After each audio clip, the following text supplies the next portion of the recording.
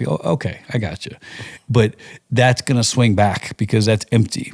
And just like it's been empty, hollow church where you're going to rant and rave about stuff, but there's no power. Yeah. That middle ground for me is the therapy side of things really, really helped me. It really helped me. I went to a rehab and I thought that I was going there for one reason. And I remember the guy said, I kept asking for my medication. They're like, hey, we're not going to be giving you that here. And I'm like, well, you got another thing coming, my brother, because I didn't come here for that. I came here for this. And they're like, yeah, well, we're going to tell you what you're here for. And I'm like, see, that doesn't work for me. And I literally got into a pretty close to a physical altercation with this sweet therapist in the middle of Arizona, flipped the table, packed all my stuff up. Yeah. And then I was like, oh, I might be an addict. Like, anytime someone tries to take something from you and your response is visceral, you might want to look into that. But it was moments like that where God is kind with the way that he will unwind truth you need to see. If you can sit there long enough to let him do it. And in our world where we can't sit down long enough to watch a whole video, people don't have a lot of time for God to unwind anything. Yeah. And I don't look at my situation as a crash and burn. I look at my situation as a graceful God who helped me see things brighter. Yeah. And that's my situation. Yeah. And I'm glad it's mine because I get to talk about what it is to me. And so to me, I look at what happened to me and I say, God was so kind to allow my vision to expand. I say, man, this is as important as all this stuff is that is now severely damaged, in which God can always redeem and always bless and always help.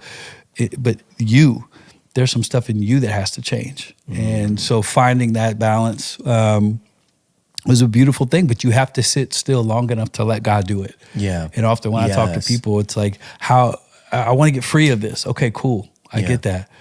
How much work do you want to do? Yes. That's the better. And the question is not, do you want to be free? The question is, how much work are you willing to do? Yeah, but if it's freedom, shouldn't it be instant? Depends on what idiot you're listening to preach every week. Right. Because I don't see instant freedom in the Gospels. I don't see Peter not denying Jesus after he walked with this brother. You know what I'm saying? Like there's examples that give us a real clear view of humanity in the people that we love so much. And we forget that. Yeah. Like if the guys that walk with Jesus needed time to process who he was and who they were, who are we to think? Yeah. There might be some counseling sessions in your future. Doesn't mean you're less spiritual. Doesn't mean you don't have any faith. It just means you're smart. Yeah, absolutely. All. Yeah. So I did very little therapy before all this. Huge proponent of it. Like I remember I wasn't the first guy, but I was in that first wave of people standing up saying it's okay to not be okay.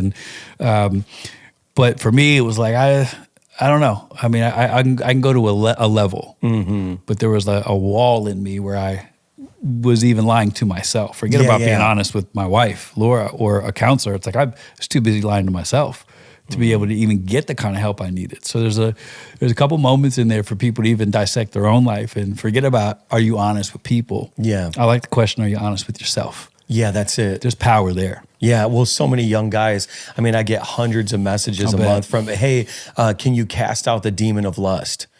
And it's like, well, let me ask you, yeah, exactly. Let me ask you a better question. When were you molested? And have you dealt with that? And what's the root of it? Or what's your anxiety level? And how are you medicating anxiety with love? So you talk about the root system, and it's like you start talking on that level. It's like, man, they don't even, because they're looking for a quick fix, which I think contributes to a culture of condemnation. Because they're like, I did all the things the guy told me to do. The demons came out, but then now here I am falling back into it. It's like, well, maybe you did need deliverance, but the discipline is what you're talking about, where it's like, we got to go to the roots. Like for me, I was a self-sabotager. Yeah. So I was the kind of guy that was like, oh, life's not fair. Yeah. I won't destroy you. I'll destroy myself.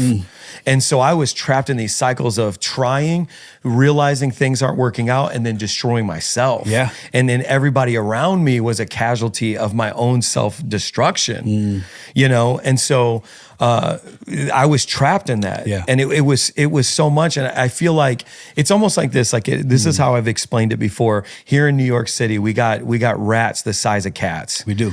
But wherever you find garbage, you find rats. So this is a complex problem because it's like we have to deal with the garbage problem to deal with the rat problem. And so for me, it's like, oh yeah, there might be some demonic stuff influencing your situation, but you got a garbage problem, bro. Like you're feeding this. You're beautiful. And so I think there's a level of complexity, but here's the problem, Carl, and I know you know this, is this kind of talk doesn't go viral. Right. But then when I say something that has to, when I do speak, that's like, and I think for me, I've kind of, even in my own personal ministry, I've been dealing with that avatar of who Mike Signorelli is. And then people come into V1 Church and like, oh, everything's not a demon here. And, whatever. And I was like, yes, we're a real church, and then we're giving them scholarships to counseling sessions. And they're like, I said the guy I wanted to come see. This is confusing. And actually some of them who are like spiritual vagabonds, they leave angry and go find a person that will tell them what they want to hear. Yeah, man. And so it's like what I love about what I see you doing is not trying to deny the reality of the supernatural, the influence of the darkness, but also the complexities of it. Yeah.